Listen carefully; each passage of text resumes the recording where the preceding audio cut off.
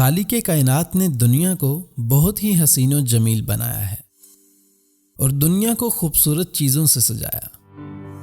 خدا نے انسان کو بے شمار نعمتوں سے بھی نوازا ہے، مگر خدا کی قسم، خدا کی سب سے قیمتی اور لاجواب نعمت ایک ماں ہے۔ یہ خوبصورت کائنات جس کے دم سے زندہ ہے، وہ ایک ماں ہے۔ ماں کی بے پناہ اور بے غرض محبت نیک اور بد دونوں کے لیے ایک جیسی ہوتی ہے۔ ماں پھر وہ جانوروں میں ہو، انسانوں میں ہو، لیکن ماں ایک ماں ہوتی ہے۔ کہتے ہیں کہ ایک مرغی تھی، اس کے 4 چھوٹے مگر نہایت ہی خوبصورت رنگین پروں والے بچے تھے۔ مرغی کی پوری دنیا اس کے وہ 4 بچے تھے۔ وہ اپنے اس مایا ناز دولت پر پھولے نہیں سماتی تھی۔ جب وہ اپنے بچوں کو ساتھ لے کر چلتی تو اپنی بے زبانی سے مالک حقیقی کا شکر ادا کرتی تھی۔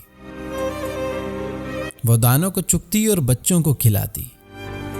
بچے بھی ماں کے ساتھ شیروں سی زندگی جیتے تھے۔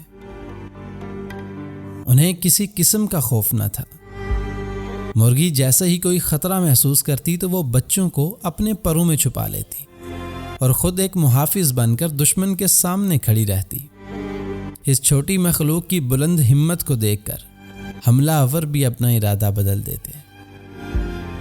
مرغی کے بچے اپنی ماں کے پروں میں ویسا ہی محسوس کرتے جیسا ہم اپنے اینٹ سیمٹ کے گھروں میں محسوس کرتے ہیں۔ لیکن برسات کی ایک کالی شام ان پر قیامت بن کر ٹوٹی۔ مرغی کا ایک بچہ دانہ چگتے ہوئے اپنے جھنڈ سے تھوڑی دور نکل گیا۔ اچانک ایک بلی جو پہلے سے گات لگائے ہوئے تھی اس بچے پر جپٹ پڑی۔ یہ دیکھتے ہی مرغی بے خوف و خطر بلی سے بڑھ گئی۔